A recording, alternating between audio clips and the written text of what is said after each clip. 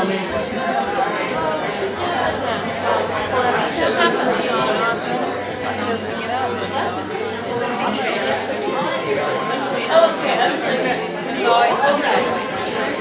actually had a job at architects. They call it two variations.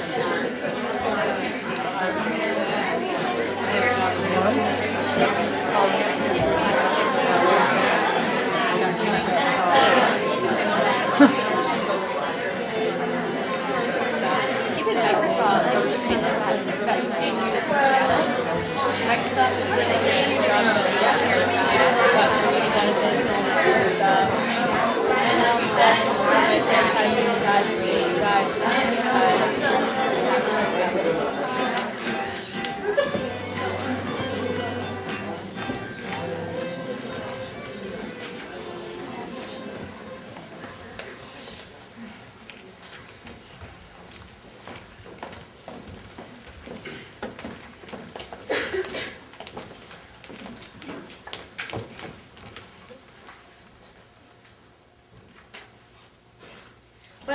Once again, what business is it of yours?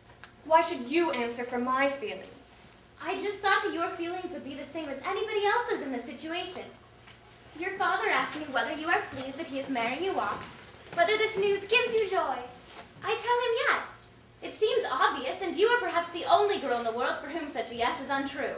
What a foolish thing to say. Do you find marriage so very appealing then?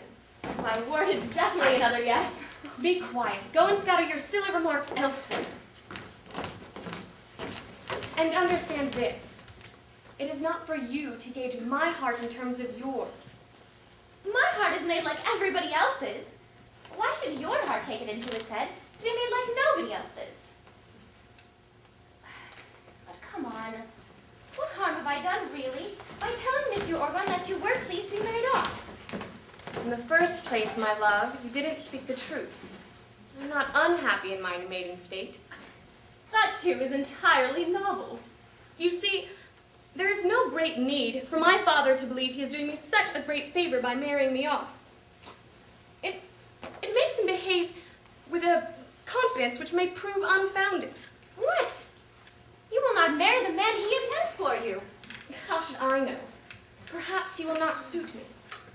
That worries me. Oh, they say that your intended is a real gentleman.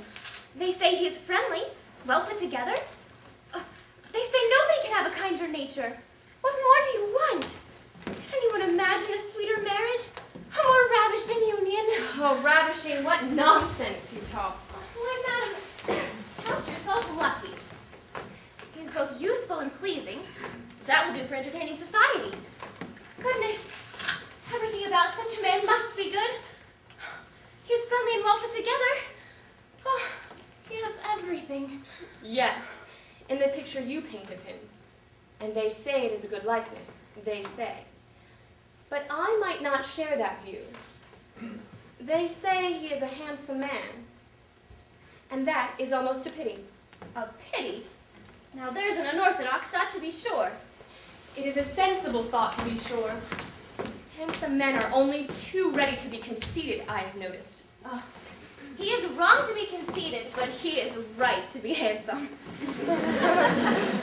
Handsome, good-looking, I can do without such luxuries. Oh, goodness. If I ever marry, these luxuries will be my necessities. You do not know what you are saying.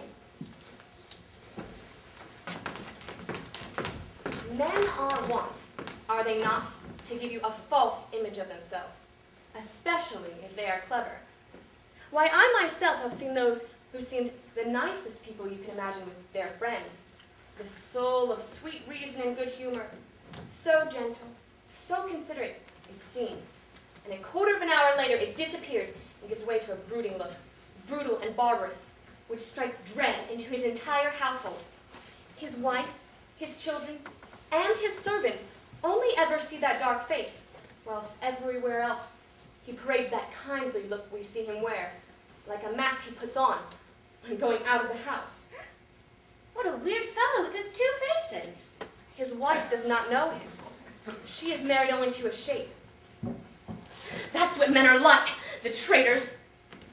I found his wife, utterly despondent, her face leaden, her eyes fresh from weeping. I found her as I shall be, perhaps.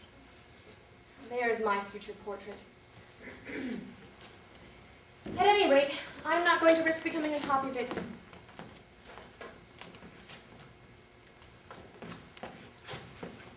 I pitied her, Lisette. What if you should come to pity me? That is a terrible thought, don't you agree? Good morning, dear girl. Will the news I bring you pleasure? Your intended comes here today. His father informs me of it in this letter. You make no answer. You look sad. And Lisette lowers her eyes. What does this mean? Tell me, Lisette, what is it all about? Sir, a face to make you tremble, another to chill you and kill you, and a frozen soul which keeps itself apart. Also, the portrait of a despondent woman with leaden face and swollen eyes who has just been weeping. A soul? A portrait? What does this Jabberwocky mean? Explain yourself. I don't understand a word. I was offering Lisette my reflections. I was telling her about the misfortunes of a woman mistreated by her husband. From that, my child, I gather that marriage alarms you. The more so as you do not know Durant at all. Come, come. All this is out of place. My child, you know how much I love you.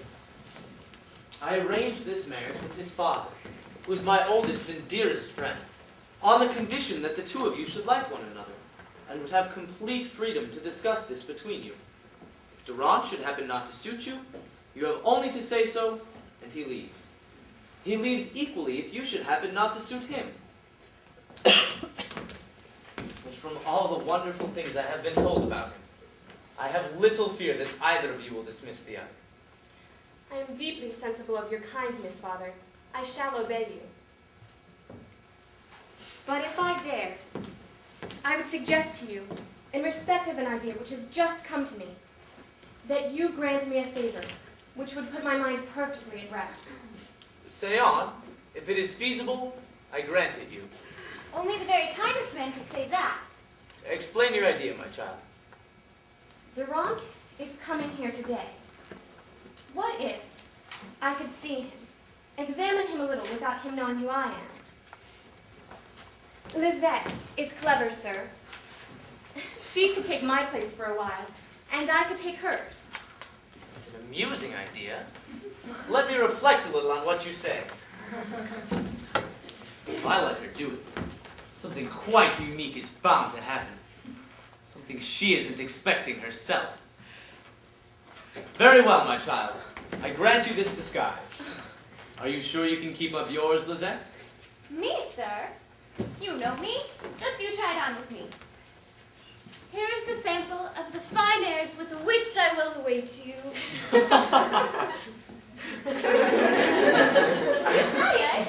I am completely taken in myself at present.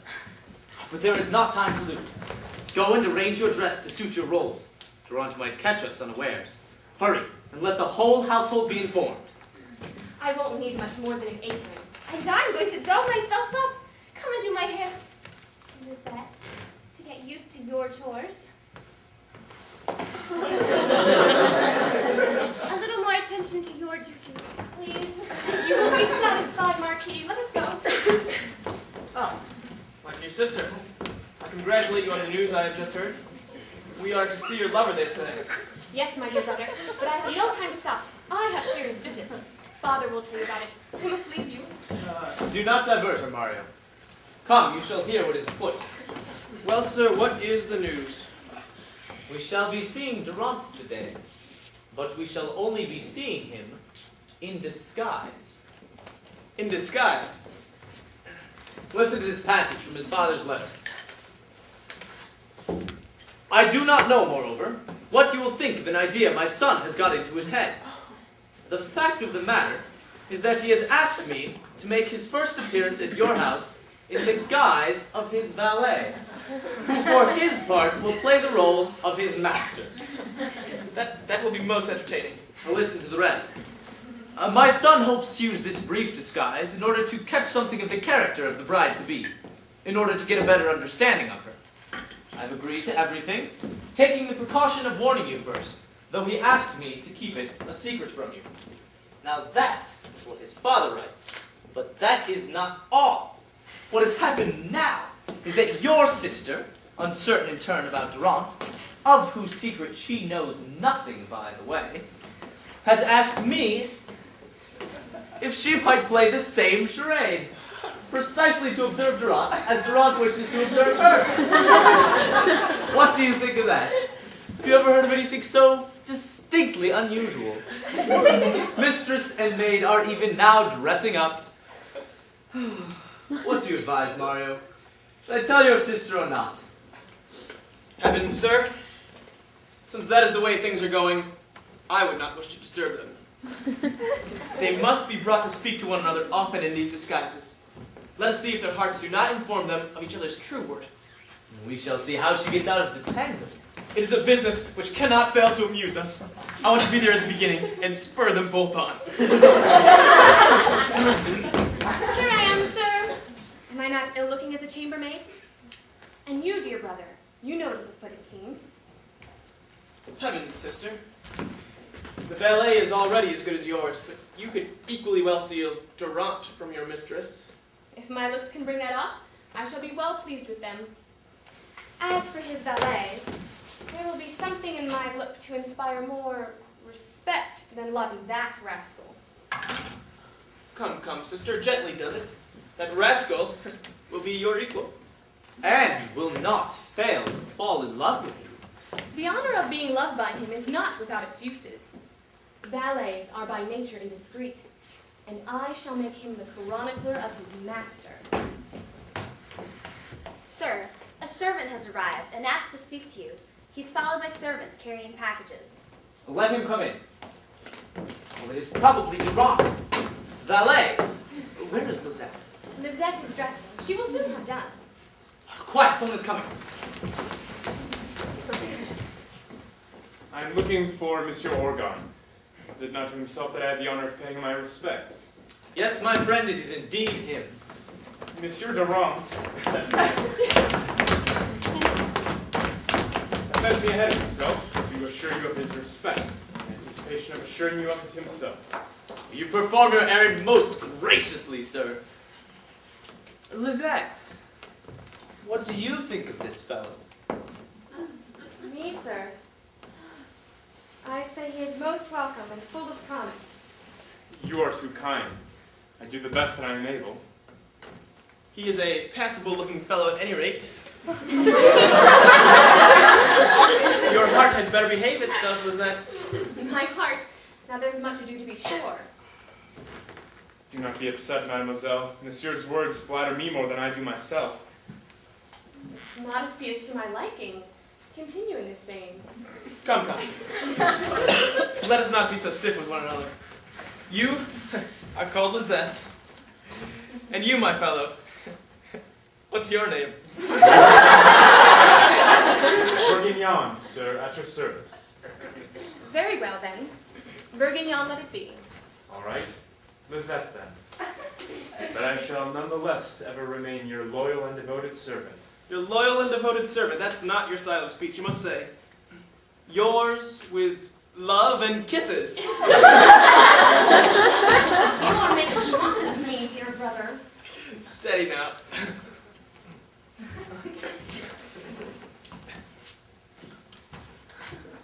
Perhaps you do not know that I, who am speaking to you, have my own designs for Lisette's affections. True, she offers me no hope. But I do not want Bourguignon poaching on my preserves. Well, if that is the way you're going to take it, then I want Bourguignon to love me. You do yourself wrong to say I want lovely Lisette. You have no need to command in order to be served. There's a pretty compliment you must have stolen somewhere, Monsieur Bourguignon. You are right, sir. I found it in her eyes. I forbid you to have so much wit!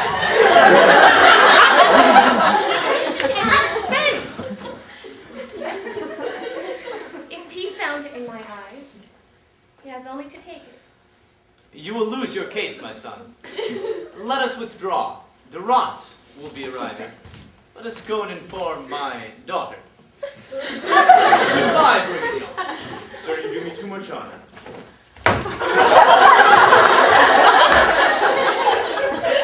They are having their little game, but never mind. Let's turn everything to advantage. He is going to flirt with me. Very well. Let him. It may be instructive. This girl is amazing. There's not a woman in the world who would not be honored by her face. Since we are on friendly footing, tell me, Lizette, is your mistress your equal? She's very bold to dare to have a personal maid like you. Bourguignon, that question tells me you come intending to murmur sweet nothings to me. Is that not true? Upon my word, I came with no such plan. Valet as I am, I have never been very intimate with ladies' maids, and I have no taste for below-stairs wit. But, in your case, it's quite a different matter. My great heavens, you subdue me. When I try and be free and easy with you, I feel as though I'm acting. In short, I long to treat you with the same marks of respect which would make you laugh. Well, all you say you have felt upon seeing me is precisely the story of all the valets who have seen me. On my word, I would not be surprised if it were also the story of all the masters. It's a pretty remark, but I tell you, I am not made for the flatteries of those whose wardrobe looks like yours. You mean my clothes do not suit you? No, Bourguignon. Let's leave love alone and be good friends. Is that all? Your little treaty is made up of only 2 impossible clauses. What a man for a valet. It must, however, be honored. I was once told that it would only ever be my fortune to marry a man of quality, and I've sworn since then never to listen to any other. Good Lord, that is strange. But as you have sworn concerning men, I too have sworn concerning women. I have vowed only to ever seriously love a girl of quality. Do not deviate from your plan, then. You have an air of great distinction.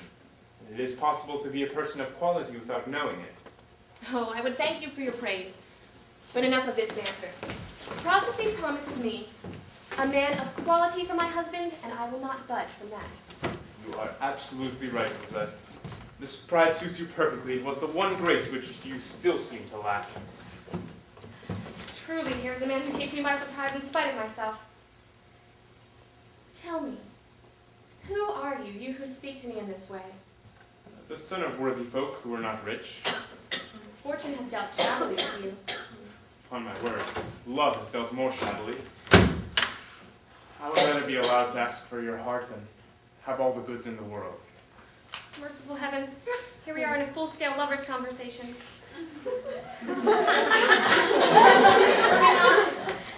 I cannot be angry with the things that you say to me. But I beg you, let us change the subject. Once again, just leave your love. Just leave your face, then. Let us speak of your master. I hope you will be able to tell me confidentially what your master is like. Your attachment to him gives him good merit. He must have some merit since you serve him. You will surely allow me to thank you for what you are saying there. Do as you will. I cannot resist you. And I am most unfortunate to find myself held prisoner by all that is most lovable. Truly, this goes beyond your banter. Goodbye. Let us finish what we wanted to say. Goodbye. No more mercy. When your master arrives, I shall try, on my mistress's behalf, to know him for myself, if it is worth it. Ah, here's my master.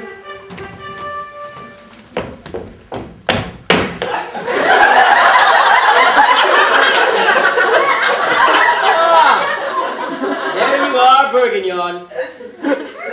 Have you been well received here, you and my suitcase? We could not have been badly received, sir. The servant out there told me to come in here. He said my pa-in-law and my missus would be informed. You mean Monsieur Orgon and his daughter, I suppose, sir. Well, yes, my pa-in-law and my missus as good as. I've come to wed. And they're waiting for me so that we can go through with the ceremony. We've only the ceremony to go through and it's a mere trifle. What we're thinking about. But once you've thought about it, you don't think about it anymore. It seems to me that where you come from, social distinction is cheaply bought. Hey, gorgeous!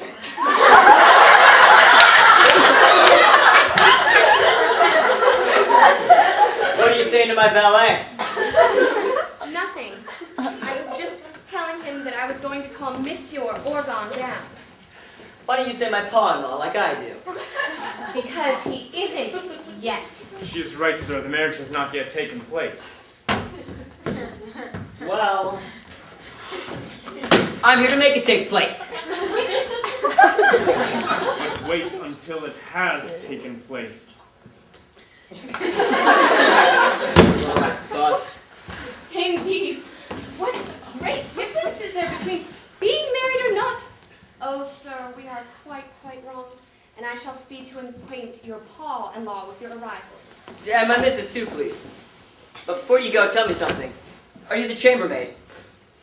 As you so rightly say. Good, that's great. Tell me something.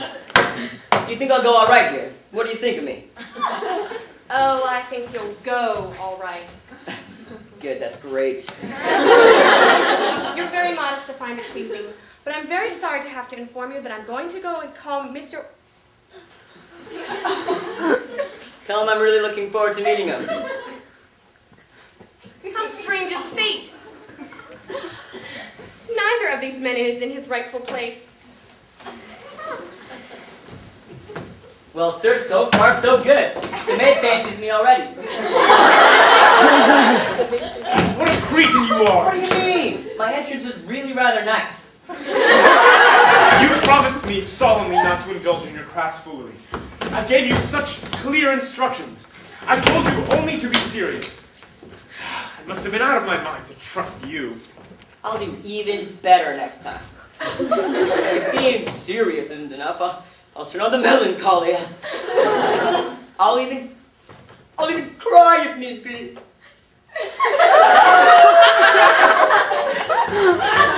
I don't know where I am.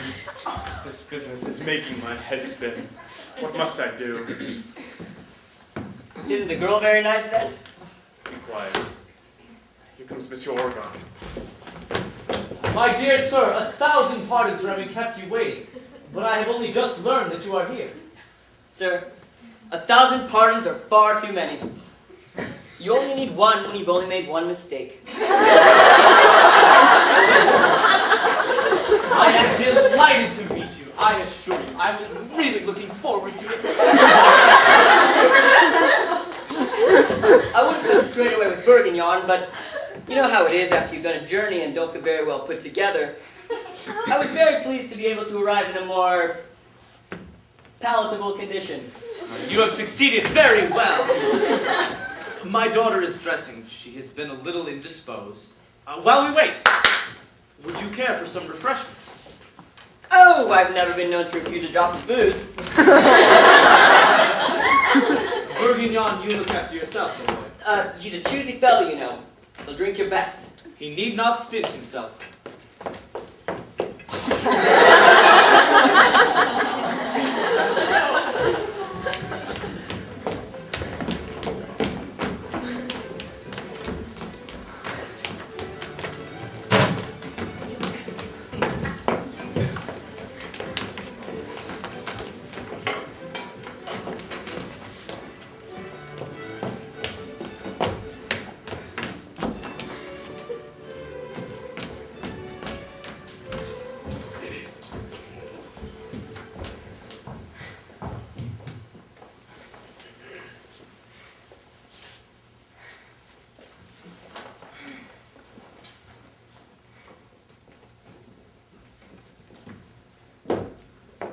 Well, Lizette, what is it you want with me, dear? I need to speak to you for a moment. You agreed to Mademoiselle Sylvia's disguise, and to be with... I thought it of no consequence, but...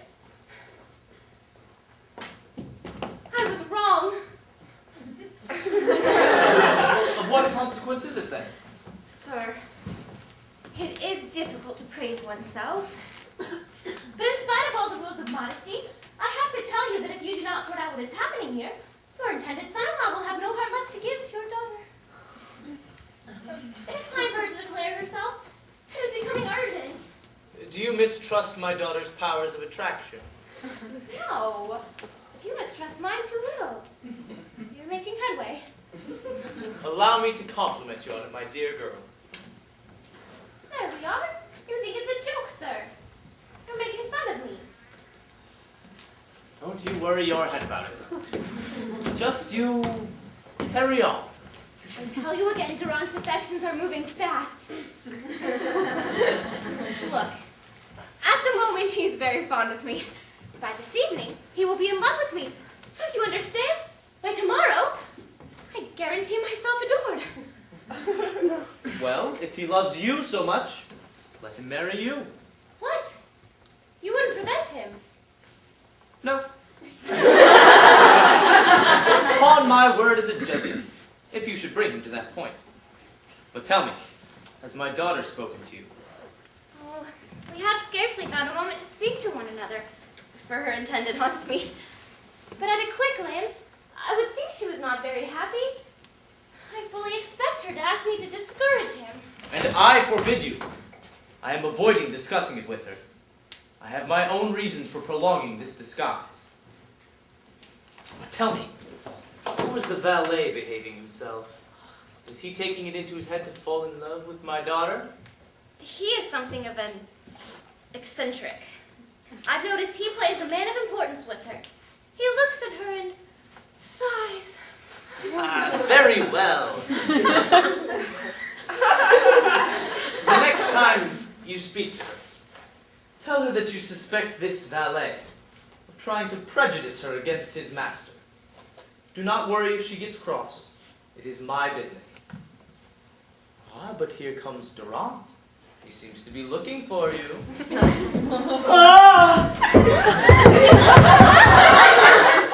At last I find you, most wonderful lady. Humble respects, Pa-in-law, or very nearly so. Greetings. Goodbye. I leave you two together. It is good that you should love one another a little before getting married. Do not be impatient. Goodbye.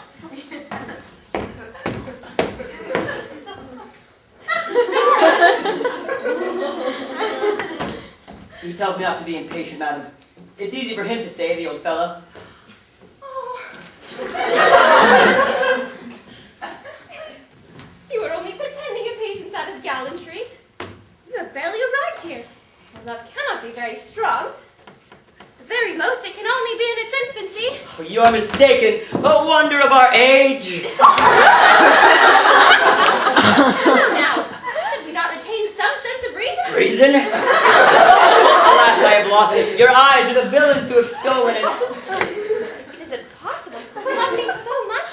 I cannot convince myself it is so. Oh, my most adorable sweetie. Your humility would merely buy a hypocrite. Perhaps somebody else is coming. It is your valet! Here for a moment, sir. No! Lord Valet, who will not leave us in peace. Oh, see what he wants, mister. I only want one word with you. Madam, if he says two, his dismissal will be the third. What is that? You impudent rascal. These are insults, not words. One moment, my queen. With me all this. Don't give yourself away. You must appear serious and thoughtful. Even unhappy. Do you understand? Yes, yes, do not trouble yourself. Now leave us.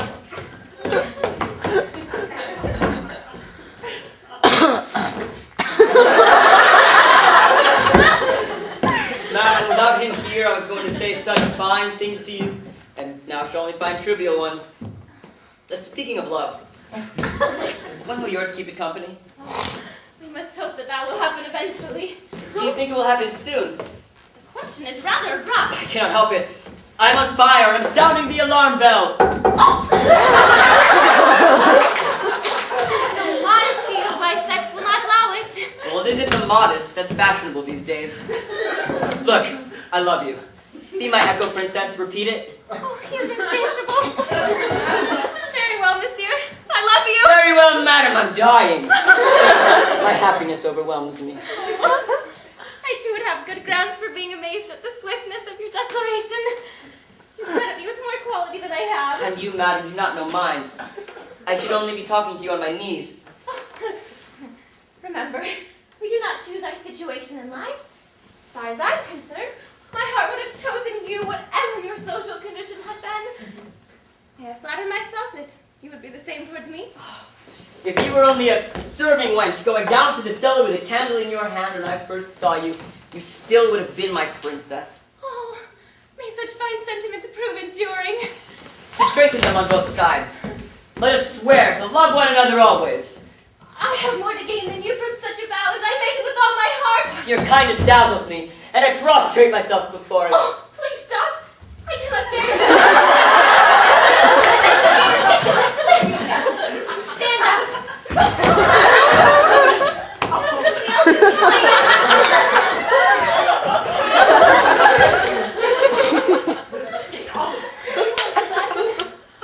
I need to speak to you, madame. Wouldn't you just know it? Look, sweetheart, come back in a quarter of an hour. But sir, I need to speak to madame. What a thick-headed creature it is.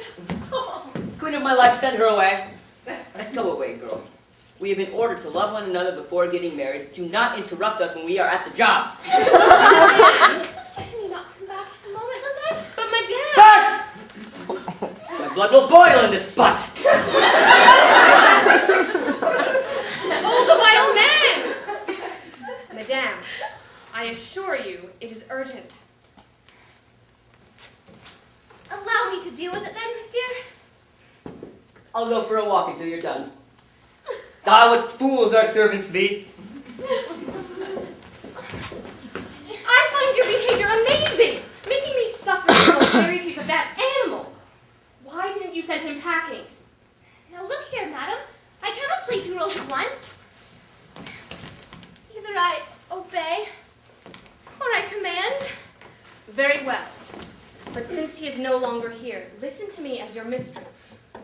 You can see that that man definitely does not suit me. You haven't had the time to examine him very much.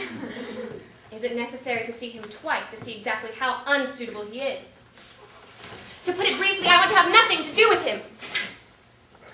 It is up to you to ease me gently out of difficulty by cleverly letting this young man know that marrying him is not to your taste. I cannot do it, madam. You cannot, and what prevents you, pray? Monsieur Orgon has forbidden it. He has forbidden it. Positively forbidden.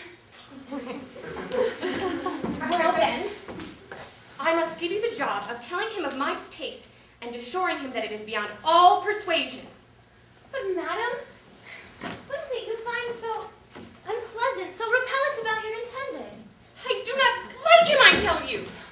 Give yourself time to see what he is like. That is all you are being asked. I hate him enough already without spending time learning to hate him more. His valet acts very important. He wouldn't by any chance have tried to turn you against his master now, would he? Stupid girl. His valet has nothing to do with this. It's just that I don't trust him. He's always quibbling. I think he is the kind of man to have told you all sorts of unsuitable stories just to show off his brilliant wit. What have you got it in for? There is no call to set him at odds with his master or to make him out to be a treacherous rogue. Now, madam, since you take that tone to defend him, and since this even makes you angry, I have no more to say. Since I take that tone to defend him, what do you mean by this remark? Madam, I have never seen you as you are now, and I cannot understand why you are being so sharp. Very well. If this valet has said nothing, then that's all right. There is no need to leap so angrily to his defense. What a troublemaker she is. Just see how she twists things. I feel an indignation. But what for, madam? Me? Hold him in high regard? Are you so lacking in respect for me? Who do you think you are talking to? Who is safe from what is happening to me? What have we coming to?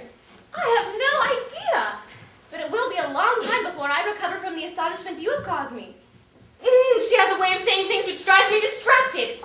Please go away. I find you unbearable. Leave me. I will take other steps. I'm still shaking from what I heard her say. How insolently servants treat us in their minds. How people grade you. I do not know how I shall recover from it. I dare not think of the words she used. They still make me afraid. It is a valet we are talking about. A servant. Such a thing is unheard of. I must push aside the idea with which that insolent girl has blackened my imagination. Here's Bourguignon, the very object of my... the very person for whom I'm in such a passion. Lizette, my love, however distant you feel from me, I am bound to speak to you. My dear Bourguignon, let us not speak so affectionately to one another. Whenever you wish, my love. But you haven't stopped doing it. Nor you, my love.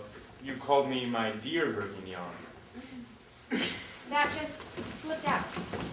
Well, I think we should speak as we can. There's no point in standing on ceremony for the short time we have seen one another. Is your master leaving us then? That would be no great loss. Or of me either, I suppose? I never lose sight of you, love. Look, Bourguignon. Whether you stay, go away, or come back would be a matter of complete indifference to me.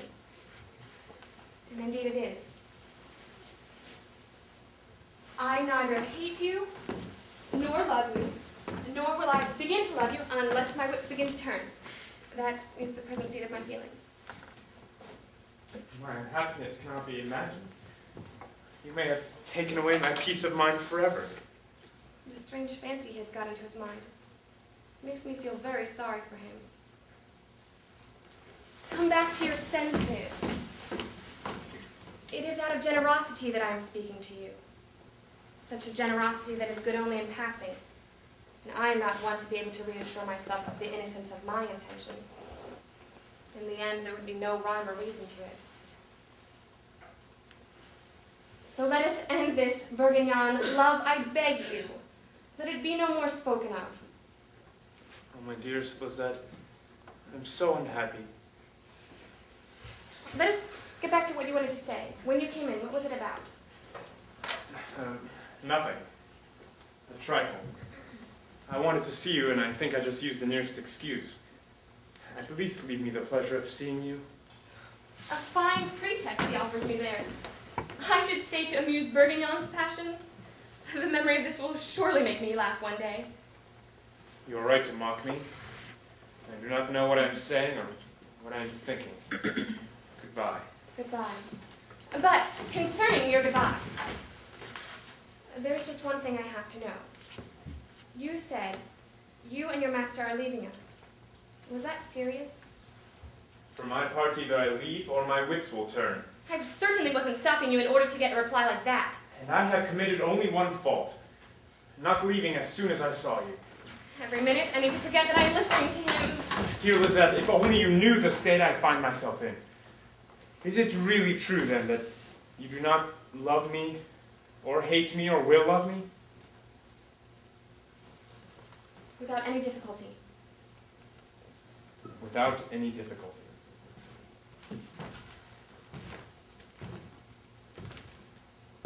What is so dreadful about me, then? Tell me 100 times that you will not love me. I've told you enough already. Try to believe me. I absolutely must believe you. You neither hate me, nor love me, nor will love me. Overwhelm my heart with this certainty. I am acting in good faith. Give me some help against myself. I need it. I ask for it on my knees. Oh, how wretched I am. It is my own indulgence which is Stand up, Bourguignon. I implore you. Somebody might come. I'll say whatever you'd like. What do you want from me? I do not hate you. I would like you if I could. I do not dislike you. That will have to be enough for you. What, Lizette? If I were not what I am, if I were rich, of honorable rank, and loved you as much as I do, would your heart lose its aversion toward me? Most certainly. You would not hate me. You would suffer me? Gladly. But stand up. You seem to be saying it seriously, then. And if it is so, then I shall surely lose my mind. I say what you want me to say, and still you do not stand up.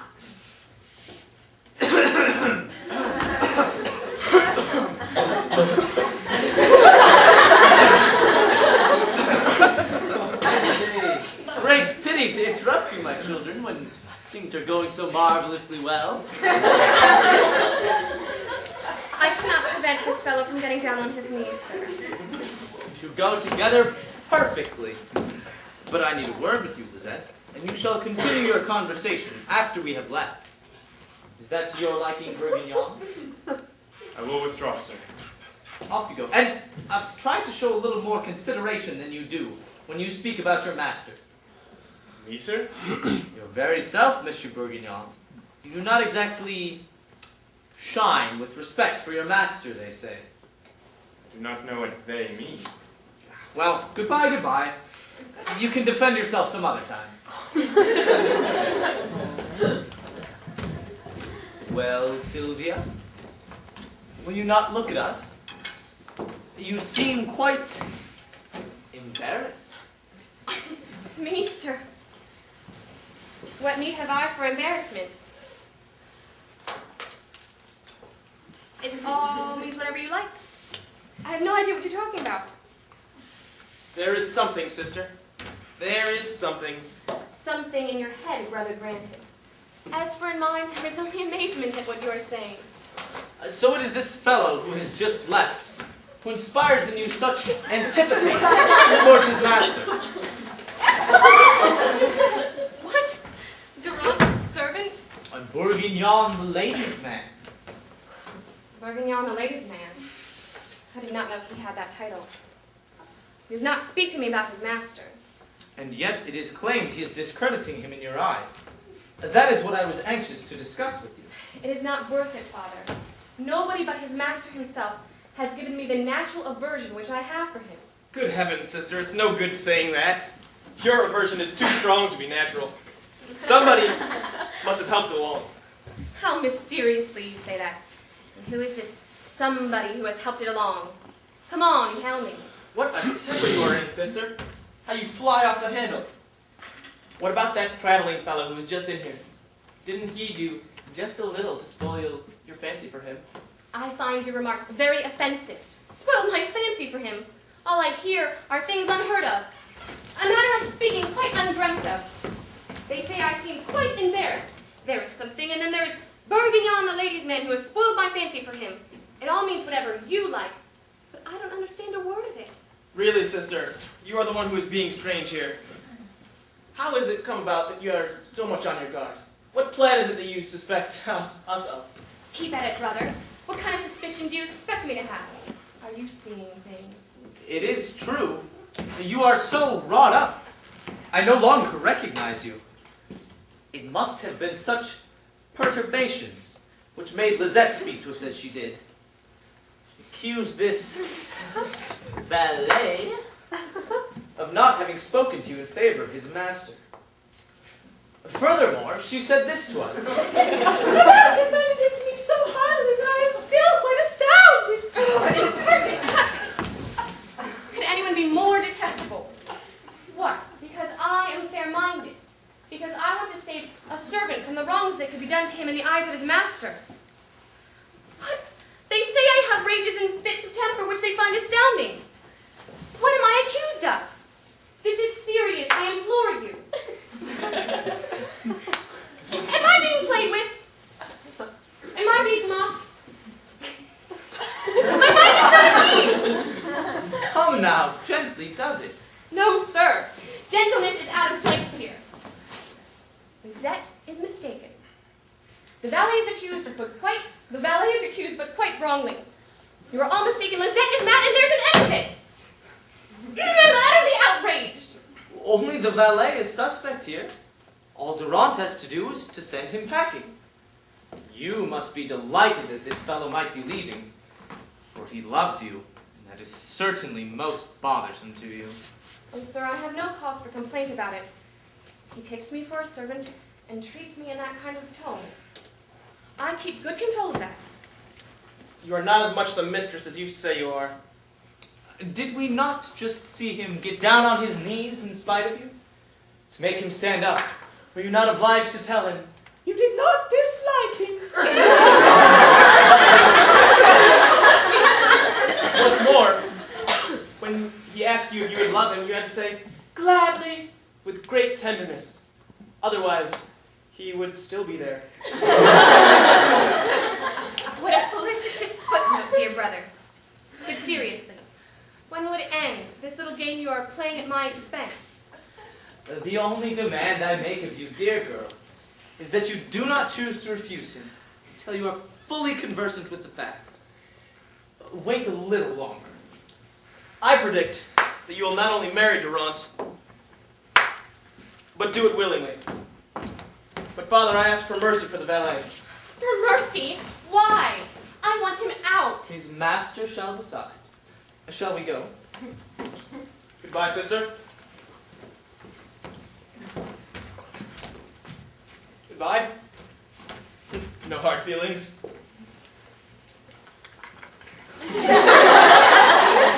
Oh, how my poor heart aches. What is it that mingles with this present confusion to make this business so distressing? I distrust every face. I'm content with no one. I'm not content with myself. Oh, I was looking for you, Lizette. It was not worth finding me. I am avoiding you. Stay, I beg you. I have to speak to you about something concerning your masters. Speak it to them then. Leave me. Listen, you're going to see a great change come over thanks to what I'm about to tell you. Very well. Speak then. Do you promise me absolute secrecy? I have never betrayed anyone. If I am about to share the secret with you, it is purely out of the high esteem in which I hold you. Here we go. Goodbye. Wait! It is no longer a Bourguignon who speaks to you. Who are you then? You should know that the man who is with your mistress is not what he is thought to be. Who is he then? A valet? So... I am Durant.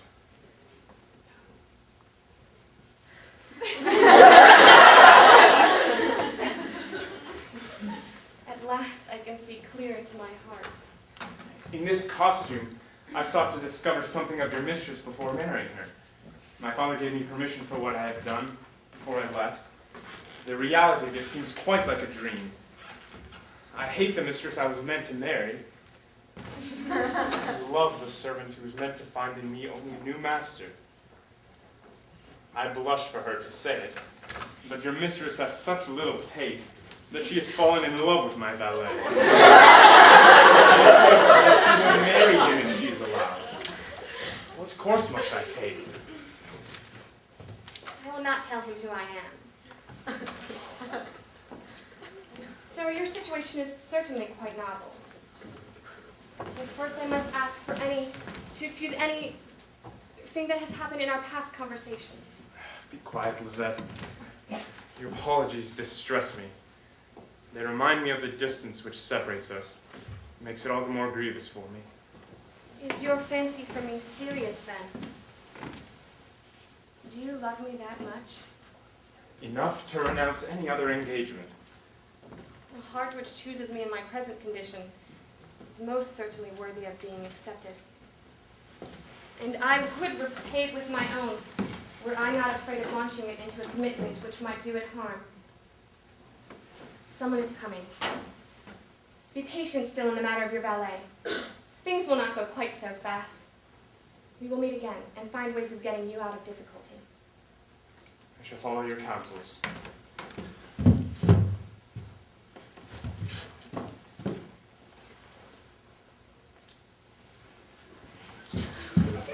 Well!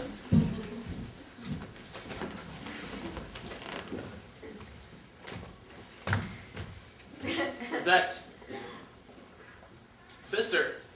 We left you in a state of anxiety, which upsets me. I want to see you out of it. Listen. Oh, really, brother? There is some quite different news. What is it? It's not Bergignan. It's Durant. Who are we talking about? About him, I tell you. Just this minute found out. He told me right before he left. Who did? Don't you understand me? I hope to heaven that I don't. Come on. My father must be told. And I shall meet you, dear brother. All sorts of ideas are coming to me. You must fall in love with me as Lizette. You pretended once a little as a joke. But above all, you must please keep it secret. Oh, I shall do that all right because I have no idea what it is. Come on. Let's not waste any time. Nothing like this has ever happened before. Oh, I hope she is not delirious.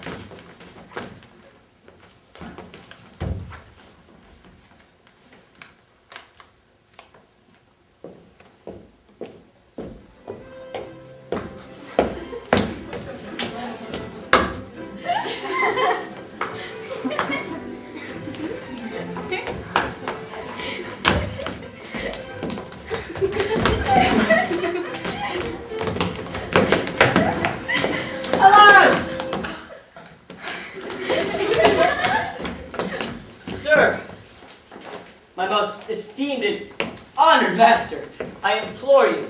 Again. Have pity on my good fortune. Do not block off the root of my happiness. Rascal. Rascal if you like, but that is not incompatible with making my fortune. What a scoundrel. What idea has he got into his head now? Scoundrel is still all right.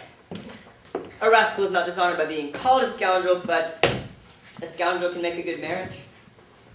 What? You insolent fellow. You want me to allow you to marry his daughter in my name?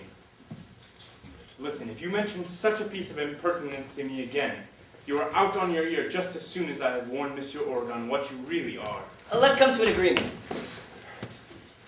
This young lady worships me. She adores me. If I tell her that I'm really a valet and she's still partial to a slice of marriage with me, won't you allow the violins to play? As soon as you are recognized for what you really are, I'm no longer concerned. Good! I'm going straight away to reveal my true colors to that kind and generous girl. Everything that has happened here, everything that has happened to me is unbelievable. But I should like to see Lizette. She promised to make approaches to her mistress to get me out of difficulty. I should like to see how she fared. To see if I can find her alone. Wait! Bergignan. I want a word with you.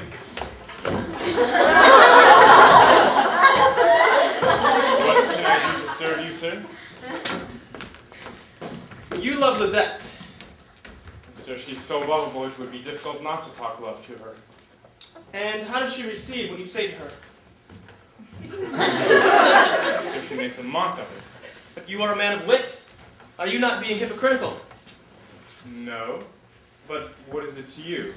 Just supposing Lizette had a penchant for me. A penchant for him! Where do you find your expressions? Your language is very high-fluting for a fellow of your sort. Sir, I cannot speak otherwise. It must be in such little ways that you are wooing Lizette. Trying to imitate a man of quality. I assure you, sir, I'm not trying to imitate anybody. When I suppose you did not come here simply in order to ridicule me? We were talking about Lizette, my partiality for her and the interest you might have in it. Good God, I do believe there's a hint of jealousy in your answer. Just calm down a little.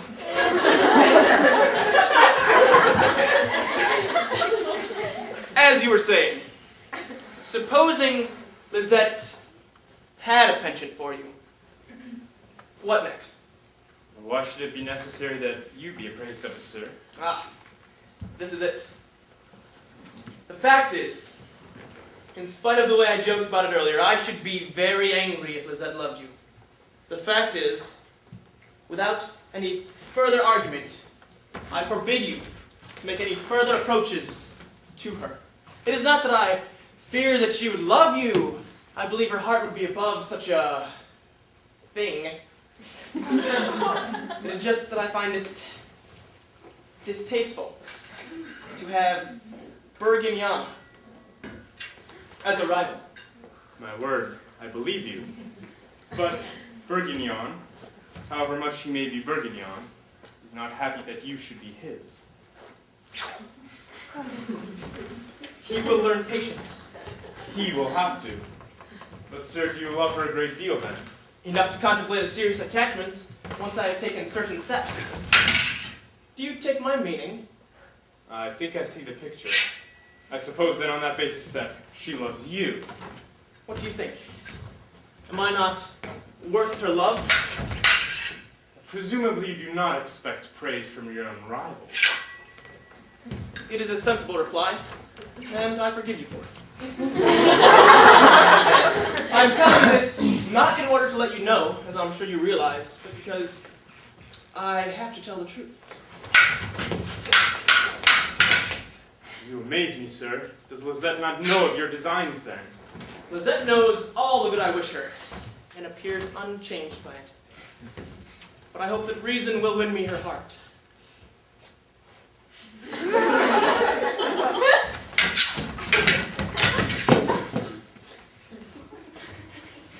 Her indifference toward me, in spite of all that I can offer her, must console you for the sacrifice you will be making.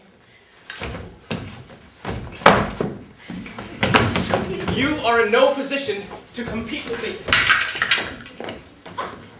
Ah. There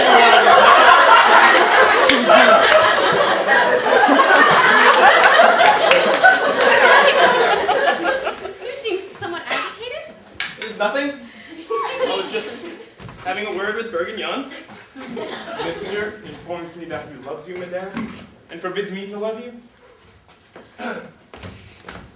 Leave us, Bourguignon. I'm waiting for her to order me to. You must have some patience.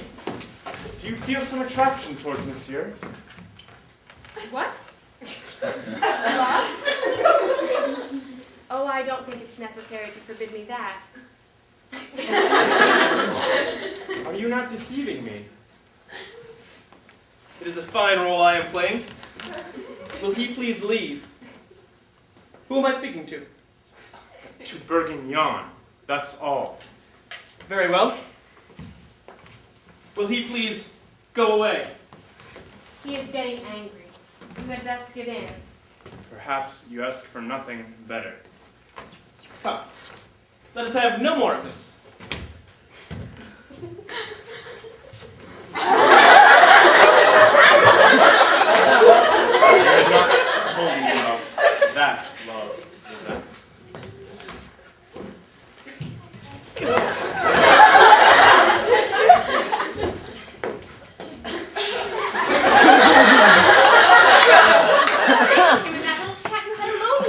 I have never seen a man more perplexed. I am not sorry he has been caught in his own trap. But where exactly is he up to, sister? Alas, my dear brother, I have some cause for contentment. Alas, dear brother, do you hear that note of sweet peace in what she says? What dear girl. You expect him to offer you his hand in marriage, whilst you are in your present disguise. Yes, my dear father, I hope so. What a minx you are with your, yes, my dear father.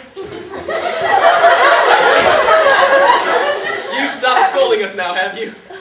You're sweet talking us instead. You don't let me get away with anything. Oh, I'm just having my revenge. I had to have my turn a little at you for yours.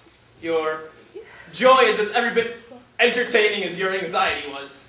You will not have cause to complain of me, dear girl. I agree to whatever you want. Oh, Father, if you knew how great would be my obligation to you. Durant and I are made for one another. If you only knew how great is the excess of the tenderness he is showing me.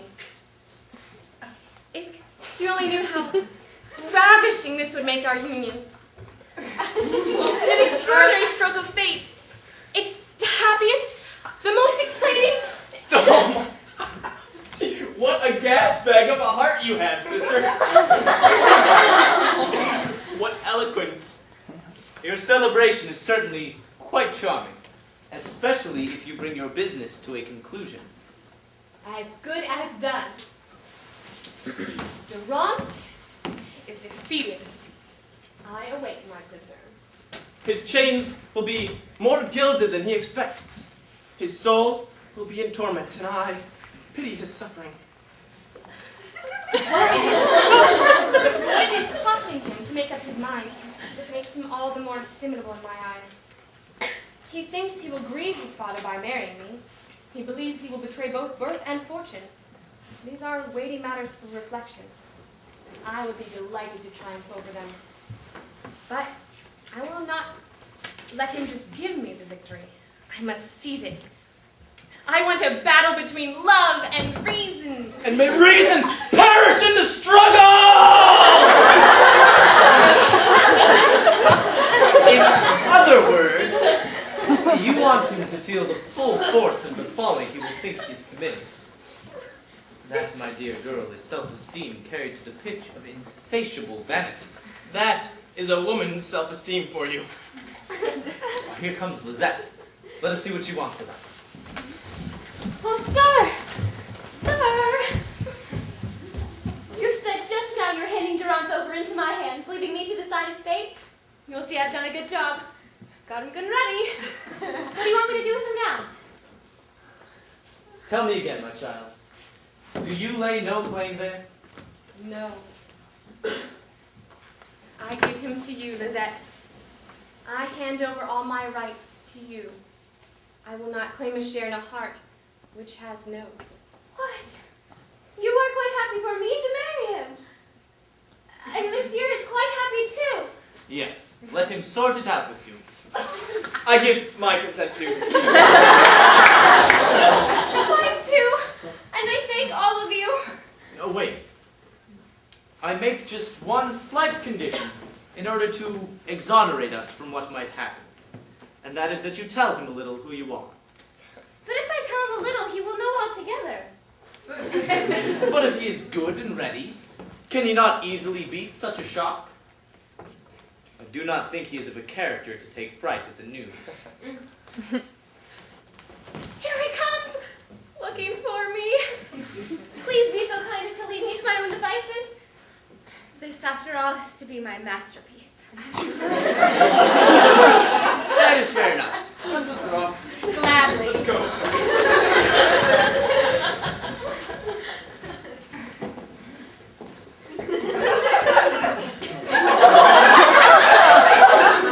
At last, my queen, I've found you, and nevermore shall leave you. Dearest soul, sweet lifeblood of my heart, too long have I languished for lack of your presence, and thought you were fleeing from mine. I must admit, Monsieur, it was a bit like that. You were pressing me about our getting married, and my father had still not given me permission to answer you. I have just spoken to him, and I have his consent for telling you that you can ask him for my hand whenever you want. Before I ask you from him, allow me to ask you from you. Oh, I do not refuse to lend it to you for a moment, on condition that you'll take it forever. Dear little hand, I take you without haggling. The honor that you do me causes me no problem. All that worries me is the honor I offer you. You add to my honor enough to multiply it more than I need. Nay, You don't understand that arithmetic as well as I do. But I consider your love as a present from heaven. That is because you do not see it in full daylight. Now, Monsieur, look. All the tenderness that you offer, it's really mine. I know myself, and believe me, there isn't much to know. That's the devilish thing about knowing me. You never expect you're going to find at the bottom of the bag. Such a degree of self-abasement is not natural. Why do you say this to me? What do you mean? Can it be that you are not? Just set this up a little. Madam, how is your love now? I can only offer it a humble home. Oh, put me out of my misery. In a word, who are you? I am... Have you ever seen counterfeit money? You know what a dud coin is? Well, I'm rather like that. Get to the point. What is your name? My name? Well, It's a tricky one to get out of. Do you have anything against soldiers? soldiers. What kind of soldiers? As in a gentleman's personal soldier? A gentleman's personal soldier? So I'm not speaking to Durant then. He is my captain. I'd like to hit you on the chin while you great ape. Take that! Ah! What a tumble I've taken. It must be a whole hour I've been asking his pardon, wearing myself out groveling to this animal. Alas, madam, if you preferred love to status, I would add to you more than any fine gentleman. Oh. I cannot help but laugh at him with his status. It is the only thing left to do. Very well, monsieur. I forgive your status. It is well matched. Really and truly, kind lady? Oh, what gratitude my love can offer you. Oh, let's shake on it, Harlequin. I am caught in the trap. A gentleman's personal soldier is worth as much as a lady's personal hairdresser. Milady's personal hairdresser? She is my captain, or whatever the equivalent is. You little cheats. Take your revenge. Why, you cheeky little monkey. It must be a whole hour she's been letting me get more and more embarrassed about my poverty. Oh, let's get down to facts. Do you love me? Good Lord, yes. Changing your name hasn't changed your face. Oh. Let's not tell anyone. It looks as though your master is still mistaken about my mistress. Don't tell him anything. Let's leave things as they are. Sir, I'm your humble servant and chambermaid. And I, your personal gentleman, madam. Oh!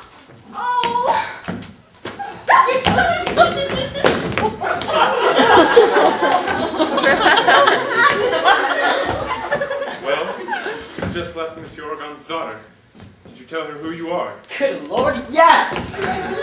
Poor child. I found her heart to be as gentle as a lamb, so she didn't make a murmur. When I told her my name was Harlequin and I wore a uniform, she said, "Well, love, we all have our names and we all wear our clothes." That was nice of her, wasn't it? What sort of nonsense are you telling me? Tell you what, I'm gonna ask for her hand. What? She's agreed to marry you. You're trying to fool me. She doesn't know who you are. I'll have you know that a love such as mine is not subject to breakage, that I don't need your glad rags to drive home my advantage, and that I would like mine back if you please. Ah, you treacherous rogue. Such a thing is quite unheard of, and I can see I shall have to have a word with Monsieur Orgon. What, with Dad? Oh, he's a good chap. We've got him in our pocket. He really is the best of human beings, a man made of the very best stuff. I'm sure you'll like him. What a crazy fool. Have you seen Lisette? Who's that? No. She may have passed before my eyes, but a gentleman like me doesn't take notice of a chambermaid. I leave that kind of pastime to you. Go away. Your lips have turned. Oh, your manners are a bit high and mighty, but it's a question of habit. When I am wed, we shall lie on equal footing.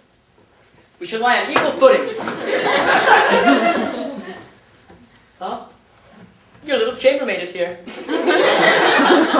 Hello, Lisette. May I recommend Bertignon to you? He really is quite a decent fellow. How worthy she is of love. Why did Mario have to get there before me? Where have you been, sir? Since I left Mario, I haven't been able to find you. What is there to tell? How cold he is. I cried shame upon your valet. I argued that the marriage could at least be delayed a little. All in vain. He wouldn't even listen to me. It is time to declare yourself. That is my intention. I am going to leave here, incognito, and I shall leave a note with Monsieur Oregon, which will tell him everything. He is leaving. I can see nothing better in my present situation, short of speaking to him myself. I cannot bring myself to do that. I have no more business here. Besides, I have other reasons which require me to withdraw. It is easy for you to guess them, Lisette. There are, of course, certain things which I could suppose, but I have not the vanity to linger over them. Nor the courage to speak of them, since you have nothing very obliging to say to me. Goodbye, Lisette. If he leaves, I love him no more. He's stopping, though. He's thinking. He's looking to see if I turn my head, and I cannot call him back.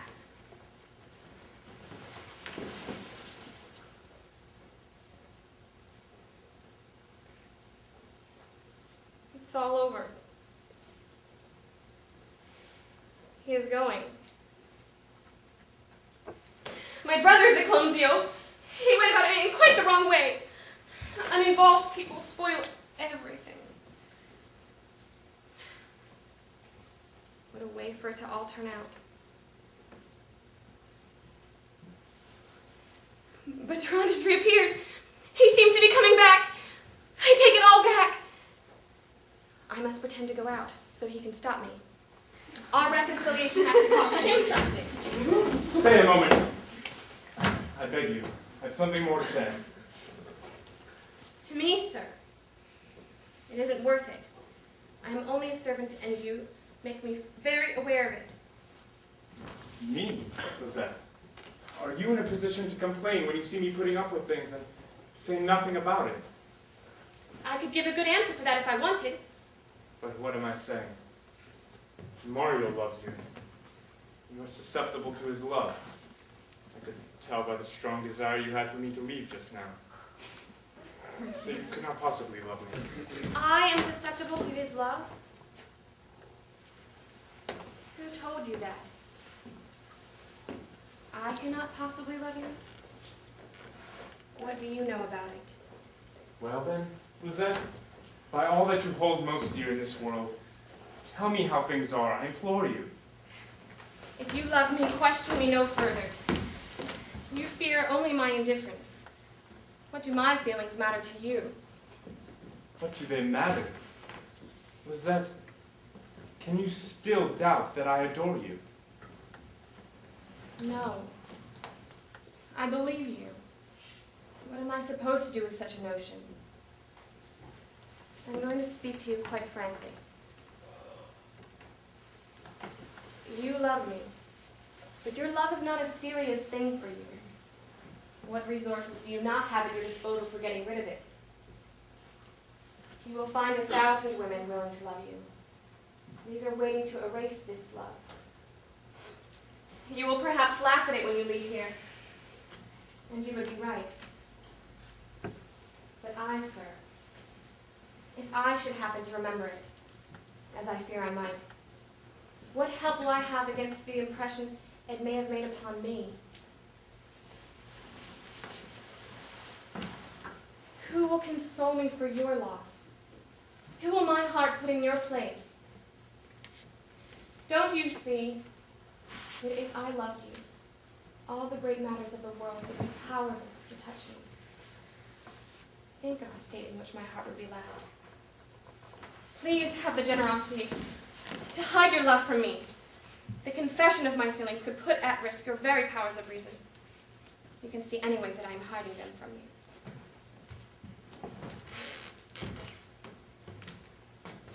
My dear Lizette, what have I just heard? Your words have a passion which sears me. I adore you, and I respect you. And there is neither rank, nor birth, nor fortune which would not disappear before a soul like yours. I should be ashamed if my pride still held out against it. My heart and my hand are yours. And would I not be very arrogant to hide the pleasure they cause me? But will it last? And Mario, have you forgotten about him? No, Lizette. Mario no longer alarms me. You do not love him. You cannot deceive me. By the delight which has seized me, I can no longer doubt it. Your heart is true. You respond to my tenderness. You cannot take that certainty from me. Oh, I will not try. Do you not consent to be mine? What? You would marry me, in spite of who you are, in spite of your father's anger, in spite of your fortune? My father will forgive me, just as soon as he has seen you. And my fortune is enough for the both of us. You know you enchant me, Durand. Do not fetter your tenderness. Let it respond to mine.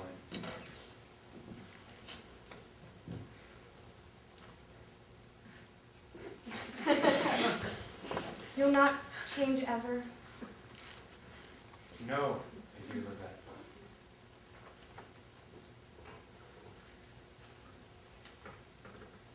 Oh, what love.